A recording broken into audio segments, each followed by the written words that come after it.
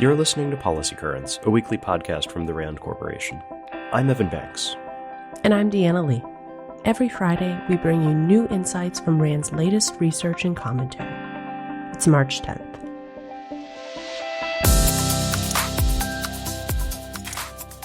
Is there room for meaningful security cooperation between the U.S. and China and Russia?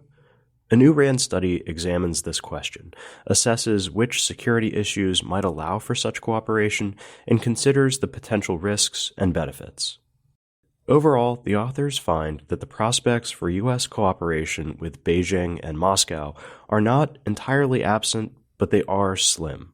The best opportunities may be in the areas of Middle East stability and security, and on global commons issues, that is, issues related to common domains, such as outer space, cyberspace, and air and maritime domains that are not the sovereign territory of any specific state.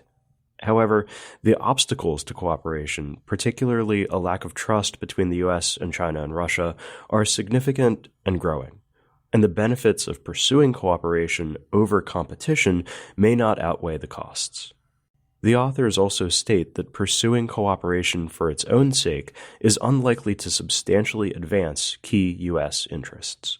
In other words, any cooperation between these powers will be rare and should be narrowly focused on making strategic competition safer.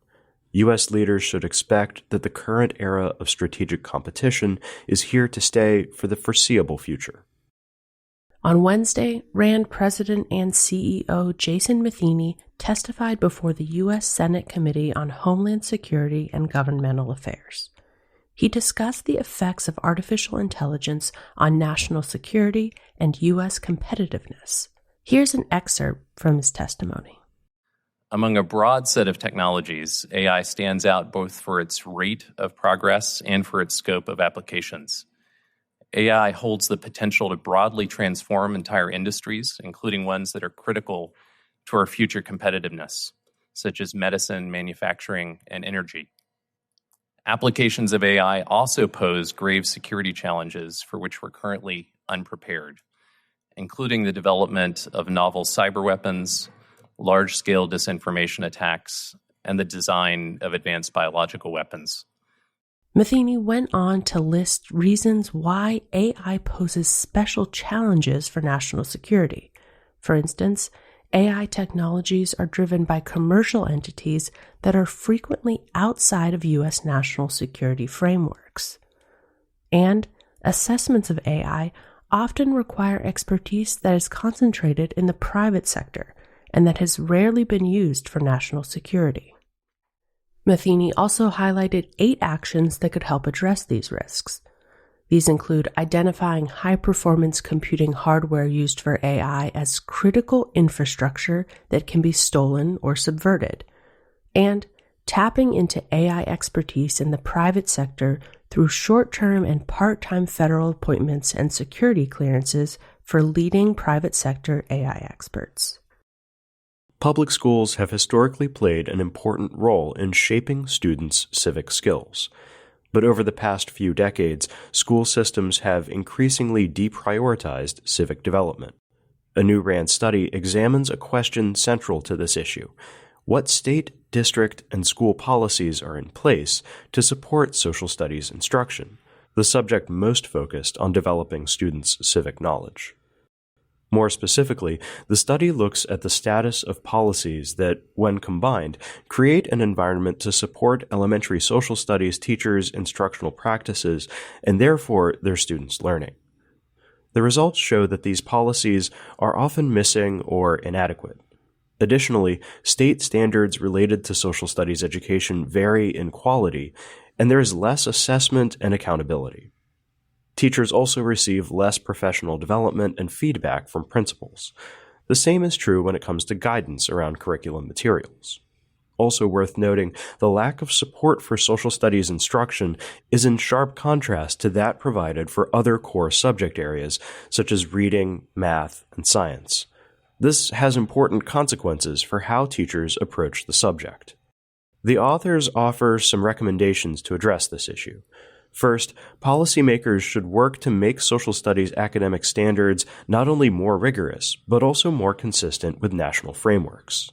Second, district leaders should provide more supports, such as teacher evaluation and professional development, targeted to social studies instruction and learning.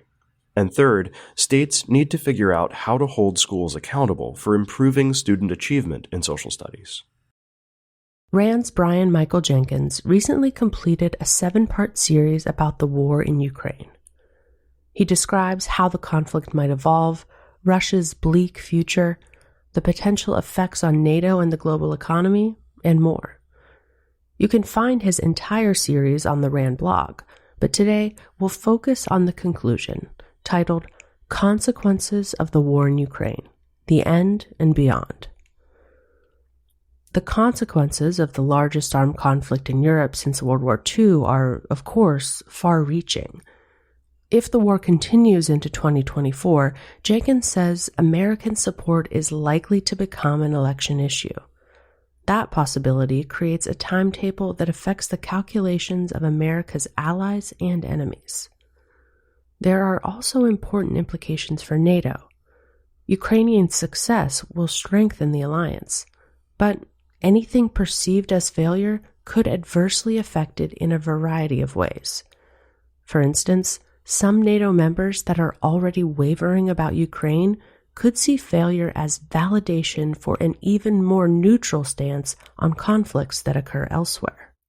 Perhaps most importantly, the war in Ukraine, quote, leaves the world a more perilous place. It makes the possession of nuclear weapons look all the more attractive, and it demonstrates that naked aggression is not ancient history. Under Putin, Jenkins says, Russia remains a threat. On the other hand, Putin's fall could open the way for even greater instability. South Dakota's 24/7 sobriety program requires people arrested for drunk driving and other offenses to be tested frequently for alcohol use. It also imposes swift and modest sanctions for those testing positive or missing a test, typically a night or two in jail. A new RAND study shows that participation in the program is associated with lower death rates. In fact, participants had about a 50% lower risk of dying during the study period compared to those arrested for drunk driving who were not enrolled. These findings are meaningful. Alcohol is the third leading cause of preventable death in the U.S., with alcohol-impaired driving alone claiming more than 11,654 lives in 2020. That's a 14% increase over the previous year. Past RAND studies have shown that South Dakota's program lowers the likelihood that participants will be rearrested or have probation revoked, as well as reducing county-level repeat DUI arrests and domestic violence arrests. But this new study appears to be the first evidence that such programs may also improve participants' health outcomes. That's it for this episode. You can learn about what we covered today in the show notes at rand.org/podcast. We'll see you next week. RAND is a nonprofit institution that helps improve policy and decision-making through research and analysis.